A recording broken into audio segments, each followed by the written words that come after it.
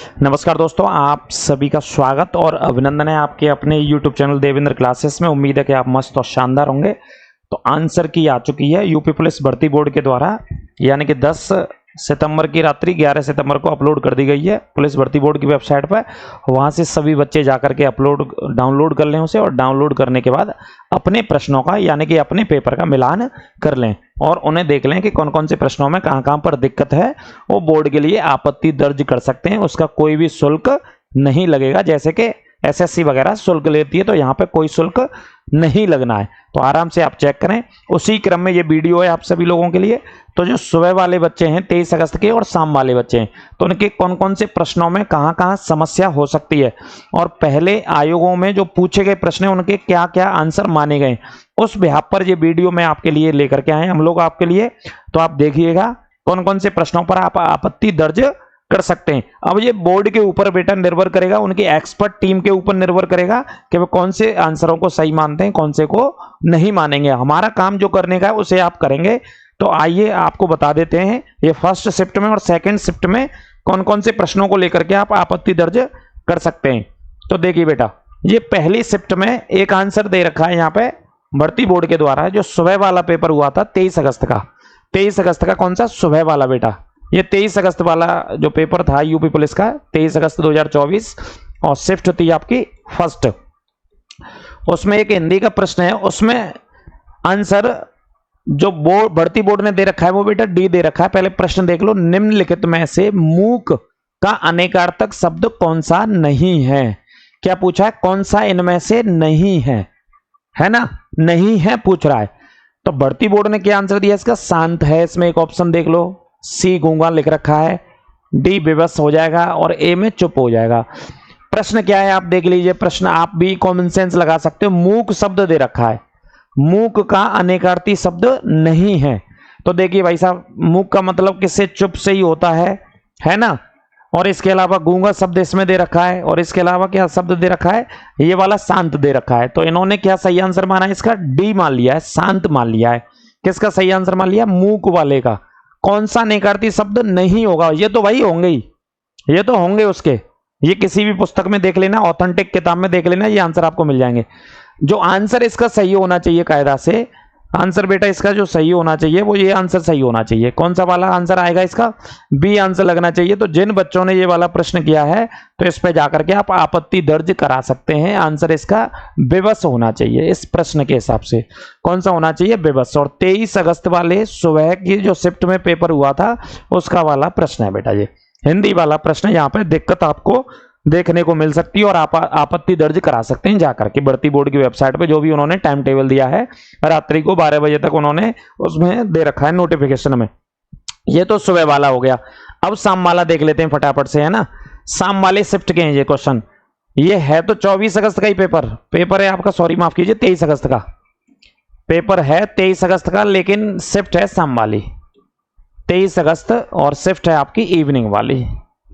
ठीक है। अब इसमें एक हिंदी का जो क्वेश्चन दे रखा है ये आपकी ऑथेंटिक किताबों में मिलेगा, बहुत अच्छी किताबों में मिलेगा। कोई भी आप बढ़िया किताब पढ़ रहे हैं तो उसमें मिलेगा। देखो प्रश्न दे रखा है, इसे प्रश्न नंबर को छोड़ो, वो अलग अलग प्रश्न नंबर होते हैं पेपर के हिसाब से।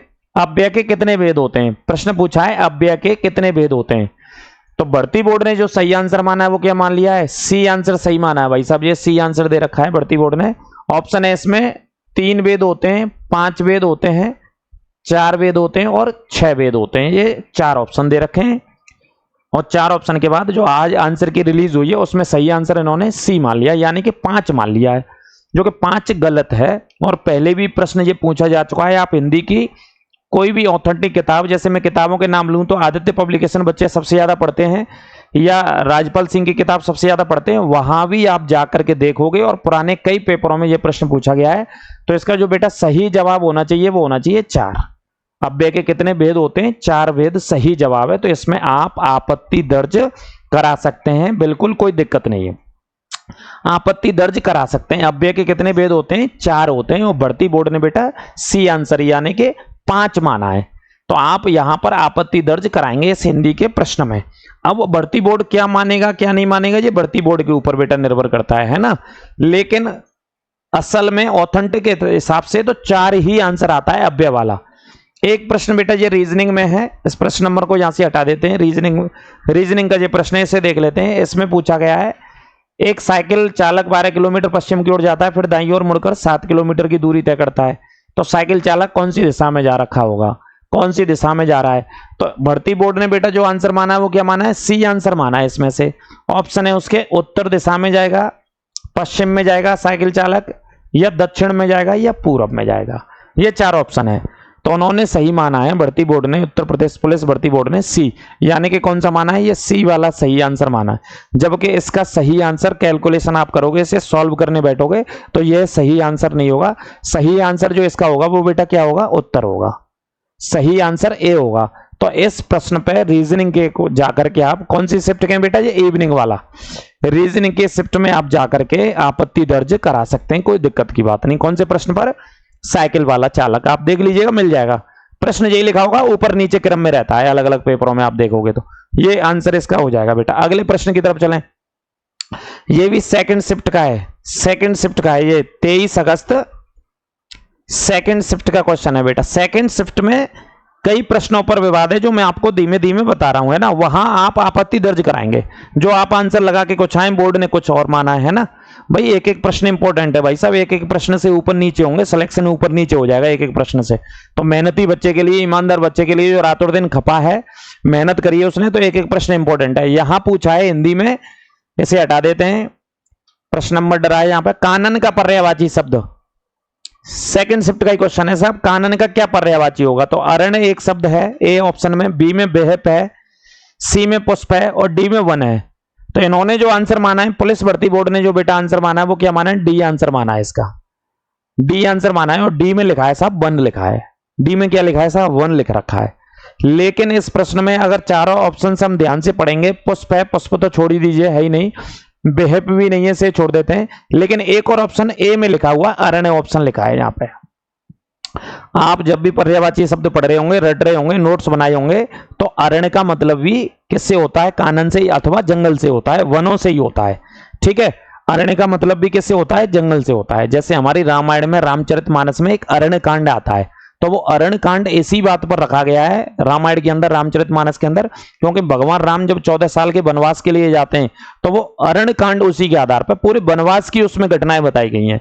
तो इस प्रश्न के अंदर बेटा दो उत्तर, यानी कि बोर्ड ने ये माना है। अब बच्चों ने क्या लगाया? अरण्य लगाया होगा, और कुछ बच्चों ने वन भी लगाया होगा इसके अंदर। तो बच्चे अपने हिसाब से आपत्ति दर्ज कर सकते हैं, जैसा भी बच्चे ने उत्तर लगाया होगा। यानी कि एक ही प्रश्न में कितने आंसर दे दिए? दो आंसर दे दिए भर्ती बोर्ड ने, है ना। अब बच्चे लगाए होंगे भाई कानन का पर्यायवाची अरण्य होता है, तो सही है बिल्कुल, किताबों में दे रखा है। आप कोई किताब उठा के देख लो, मैंने आपको रामायण रामचरितमानस का भी उदाहरण दे दिया, वहां जाके देख लेना आप अरण्य कैसे कहते हैं। आपको कई बार मिलेगा रामायण के अंदर ये शब्द। तो इस पे भी आप आपत्ति दर्ज कर सकते हैं, कोई दिक्कत की बात नहीं। अगला देखिए, अगला रीजनिंग का प्रश्न है, सॉरी, दी गई आकृति में कितने आयत हैं? तो ये रीजनिंग का ऐसे हटा देता हूं प्रश्न को। दी गई आकृति में कितने आयत हैं? तो इन्होंने जो सही जवाब माना है, देखो एक ऑप्शन है 17 आयत होंगे इस आकृति में, 14 आयत होंगे, या 15 होंगे, या 13 होंगे। ये वाला प्रश्न इसके अंदर आयत के अंदर है रीजनिंग में। तो भर्ती बोर्ड ने जो सही आंसर इसका माना है, भर्ती बोर्ड ने जो सही आंसर माना है वो कितना माना है? डी मान लिया है। कितना मान लिया है? डी मान लिया है। सब भर्ती बोर्ड का, ये भर्ती बोर्ड का आंसर है भाई साहब, डी किसका है? भर्ती बोर्ड का।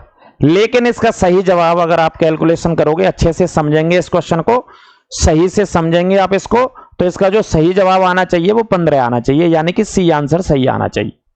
ये बिल्कुल सही आंसर होगा भाई साहब, सी वाला आपका बिल्कुल सही आंसर होगा।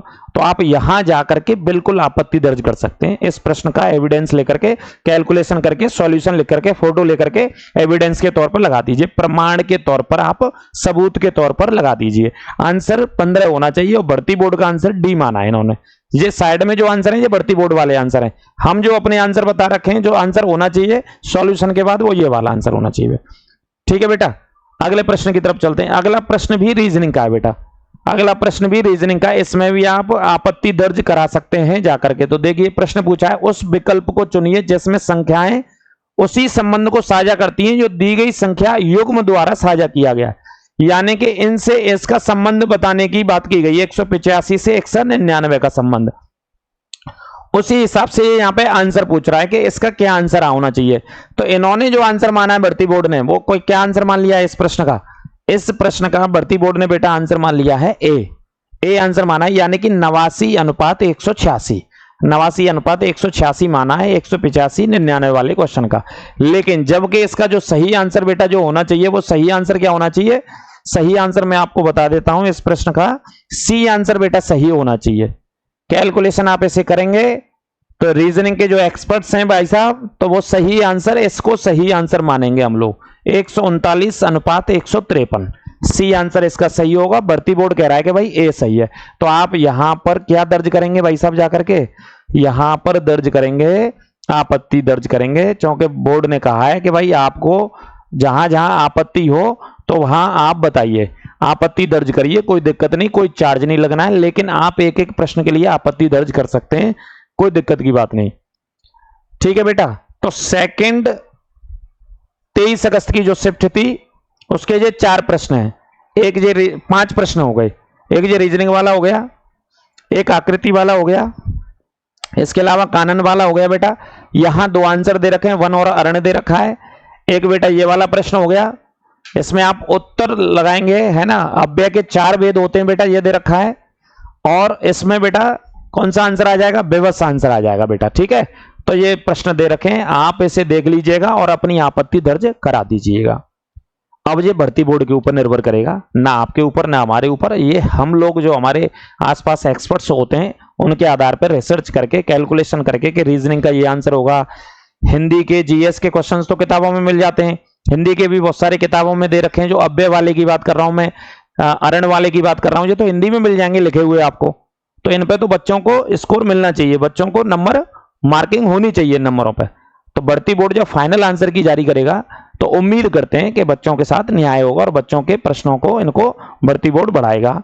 ठीक है, ऐसी हम उम्मीद करते हैं। सिर्फ बाकी का भर्ती बोर्ड के अपने एक्सपर्ट हैं, बहुत बड़ी टीम होती है एक्सपर्ट की यूपी पुलिस भर्ती बोर्ड में, तो वो अपने आप तय करेंगे। ठीक है, अब इसके बाद बेटा कट ऑफ पे क्या फर्क पड़ेगा, क्या नहीं फर्क पड़ेगा, कितना स्कोर बच्चों को डाउन जाएगा, कितना कम जाएगा, कितना ज्यादा जाएगा, आज ही के हिसाब से एक शाम को आपको वीडियो मिलेगी, वो मैं इसी में बता रहा हूं। तो उसमें हम स्कोर बताने चलेंगे बेटा आपको कि बच्चों के कहां कहां कितने स्कोर हैं, ग्राउंड रियलिटी, बिल्कुल बच्चों से बातचीत करने के बाद कि आंसर की के बाद बच्चे कहां पर टिक रहे हैं और कहां तक स्कोर नीचे जा रहा है बच्चों का। तो वो उस वीडियो को भी आप देखिएगा और चैनल को यदि नए हैं तो सब्सक्राइब अवश्य करें और ज्यादा से ज्यादा शेयर करें। बिल्कुल निःशुल्क पढ़ने के लिए आप हमारे चैनल के साथ जुड़िए, जो कि आगामी आने वाले एसएससी जीडी का बिल्कुल हम निःशुल्क कोर्स आप लोगों के लिए चलाएंगे। और आरओ एआरओ के लिए भी निःशुल्क हम वीडियो पढ़ा रहे हैं, बिल्कुल क्रैश कोर्स पढ़ा रहे हैं, उसके लिए भी आप हमारे साथ जुड़िए। सभी को नमस्कार, राधे राधे।